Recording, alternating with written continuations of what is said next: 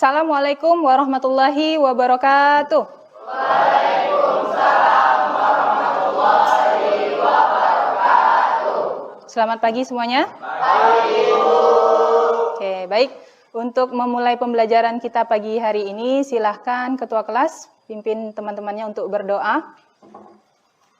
Doa belajar adalah kita membaca doa agama kita masing-masing.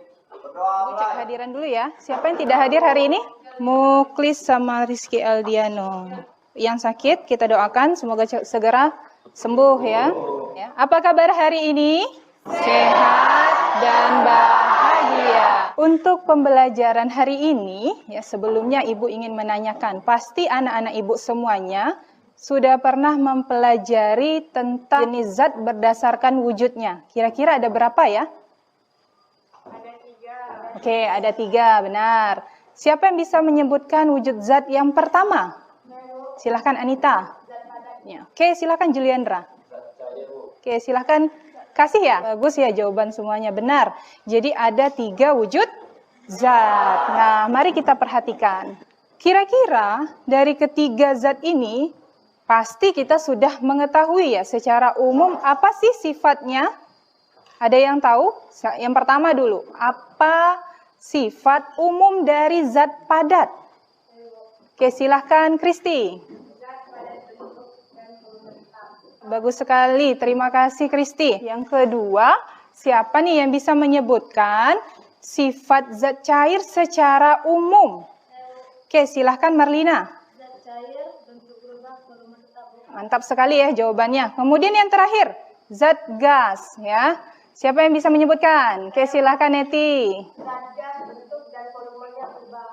Nah, benar jawabannya. Nah, sekarang ada di antara ketiga zat ini yang sifatnya itu bisa mengalir. Coba kita bayangkan dari gambar di depan, ya.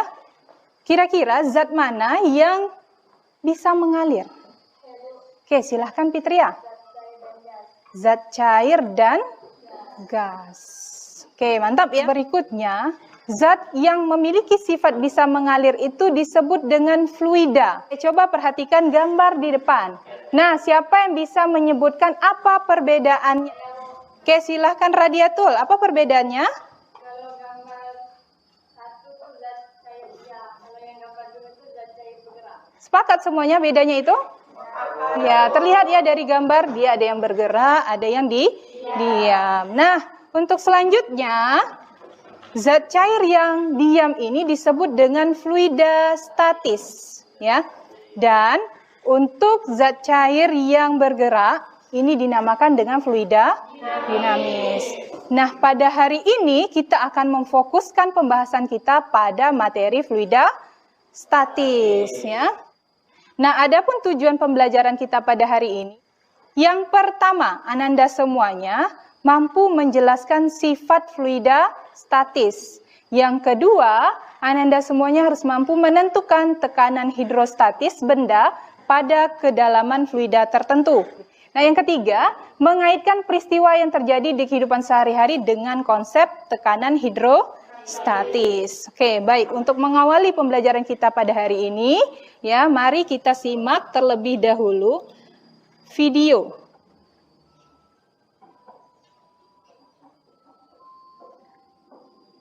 Nah, tadi kita sudah melihat ya ada seorang penyelam ya membawa botol plastik menuju ke kedalaman tertentu pada laut ya sepertinya. Nah, kemudian botol itu yang dari bawah ya kemudian dibawa lagi ke permukaan. Kita melihat di situ ada terjadi perubahan pada botol ya. Nah, pertanyaannya, mengapa botol plastik bisa mengalami hal tersebut? Siapa yang mau memberikan pendapat? Silakan Rehan. Karena dibawa menyelam. Ada lagi yang mau memberikan pendapat? Oke, silakan. Sepertinya botol mengalami tekanan. Untuk memastikan mengapa sih botol bisa pada botol itu bisa terjadi hal seperti itu, maka kita akan memecahkan masalah ini dalam kelompok. Untuk sama-sama langkah kerjanya. Berilah 4 buah lubang pada botol air mineral secara berurut dari tekanan airnya. Catat seberapa jauh pancaran air pada tabel pengamatan. Nah, kita kegiatan di luar ini hanya mengambil data. Setelah selesai datanya, kita masuk kembali ke dalam, kita melanjutkan untuk analisis hasil pengamatan. Oke, silahkan diisi airnya terlebih dahulu.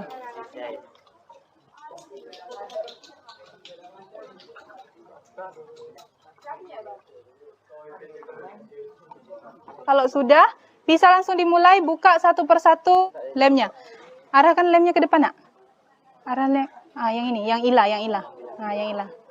Oke, arahkan lemnya ke depan. Dimasukkan sedikit. Oke, dah, dibuka.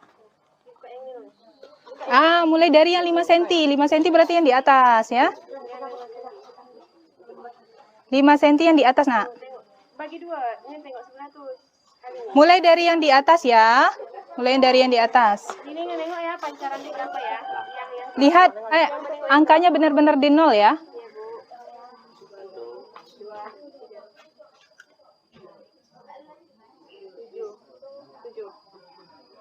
Oke, tutup kembali.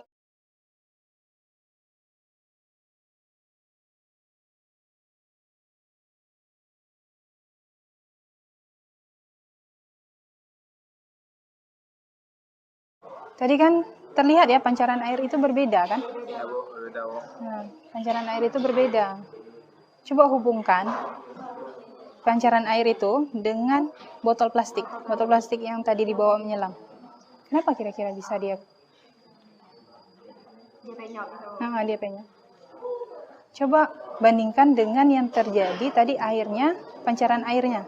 Pancaran air yang keluar. Semakin ke bawah dia semakin apa? Yang mana, Bu? Yang botol tadi, Bu? Yang botol. Semakin ke bawah dia semakin kuat tekanannya. Berarti itu analoginya ke dasar kolam atau ke dalam ketika berenang. Kalau semakin dalam Kuat tekanannya. Simpulkan sendiri. Kita akan mempresentasikan kelompok siapa tadi yang sudah selesai? Silakan kelompok 4 maju untuk mempresentasikan hasilnya. Assalamualaikum warahmatullahi wabarakatuh. Waalaikumsalam warahmatullahi wabarakatuh. Perkenalkan, kami dari kelompok 4 ingin mempresentasikan tentang hasil diskusi kami, yaitu materi tekanan hidro. Oke, terima kasih untuk kelompok 4. Tepuk tangan untuk kelompok 4. Silakan kembali ke tempat duduknya. Assalamualaikum warahmatullahi wabarakatuh. Waalaikumsalam warahmatullahi wabarakatuh. Kami dari kelompok 6 ingin menyampaikan hasil penelitian kami. Billahi taufiq wal hidayah. Wassalamualaikum warahmatullahi wabarakatuh.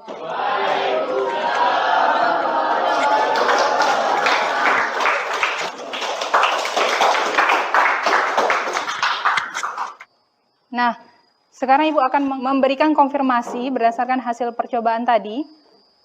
Ya, kita mempelajari tentang tekanan hidrostatis. Menurut definisinya, tekanan hidrostatis ini adalah tekanan zat cair yang hanya disebabkan oleh berat zat cair tersebut. Nah, untuk merumuskan tekanan hidrostatis ini kita menggunakan dua konsep yang mungkin sudah kita pelajari dulu ketika kita di SMP gitu ya. Yang pertama itu ada konsep tekanan. Tekanan itu adalah hasil bagi dari gaya perluasan tertentu. Massa jenis. Ini adalah massa volume. Volume ya. Massa per volume. Nah, dari dua konsep ini kita bisa menurunkan untuk menentukan tekanan hidrostatis. Jadi ada perbedaan antara kedalaman 5 cm, 10 cm, 15 cm ya. Nah, untuk perbedaannya coba perhatikan. Misal nih, ini kan ada wadah nih. Wadah Ibu isi air penuh ya. Misal Ibu kasih ini ada alat untuk mengukur tekanan. Coba perhatikan. Di sini pada kedalaman 1 meter, tekanannya itu 10.329 kilo Pascal. Kita masukkan lagi misal di sini. Semakin dalam ya? Lihat angkanya. Semakin kecil atau semakin bertambah? Bertambah. Oke. Kemudian? Semakin bertambah. Kalau tadi kita tidak tahu nih berapa tekanannya kalau kita pada percobaan di botol tadi ya. Ya. Kalau itu berarti berdasarkan pengamatan, datanya kualitatif ya. Nah, di sini terlihat jelas bahwa angkanya ya dari kedalaman 1 meter, 2 meter, kemudian hampir 3 meter, belum 3 meter ya. Nah, itu terdapat perbedaan. Di mana semakin ke dalam, dia semakin besar. Makanya tadi ketika kita melakukan percobaan, semakin ke dalam pancaran airnya itu semakin jauh ya. Semakin jauh. Itu mengindikasikan bahwa tekanannya juga semakin besar ya. Oke, bisa dipahami? Oke, untuk menguji pemahaman ya, maka kita akan melakukan evaluasi. Silakan Ibu kasih waktu 2 menit untuk mengerjakan. Ini hanya uji pemahaman tentang materi kita hari ini.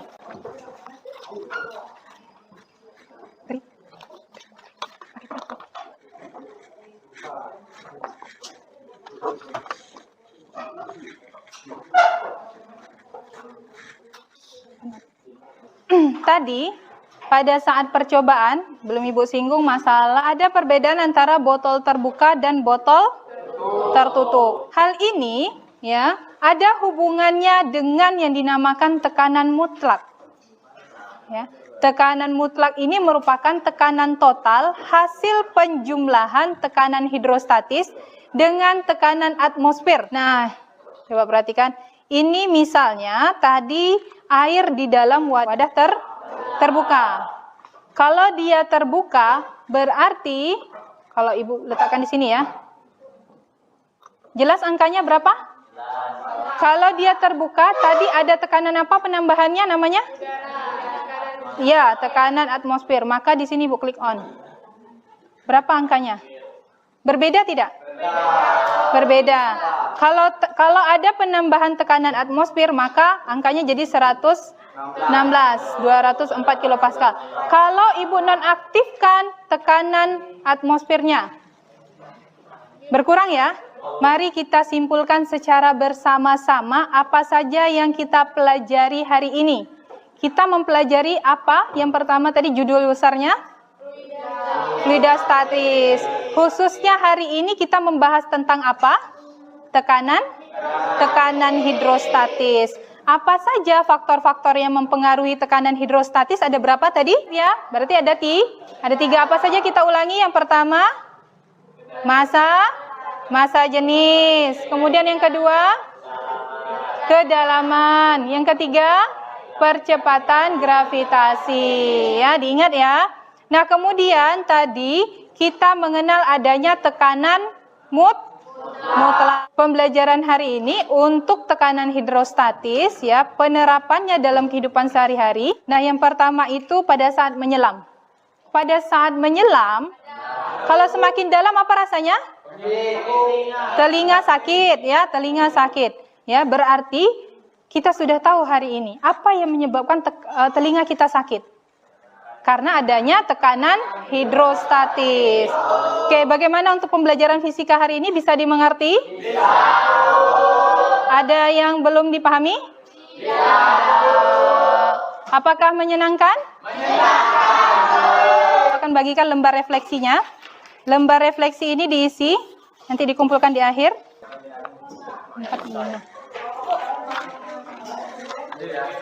Nah, untuk penugasan, ini dia penugasan untuk hari ini. Silakan nanti dibuat. Nanti Ibu kirimkan via WA, boleh di grup ya. Nah, untuk pembelajaran berikutnya, silakan Ananda semuanya membaca dan memahami materi berikutnya, yaitu tentang hukum Pascal.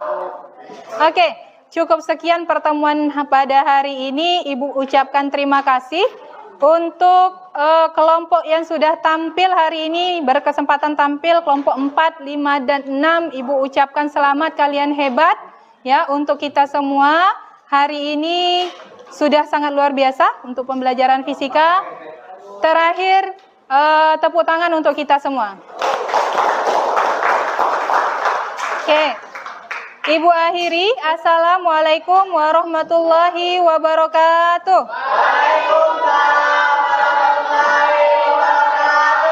Selamat pagi.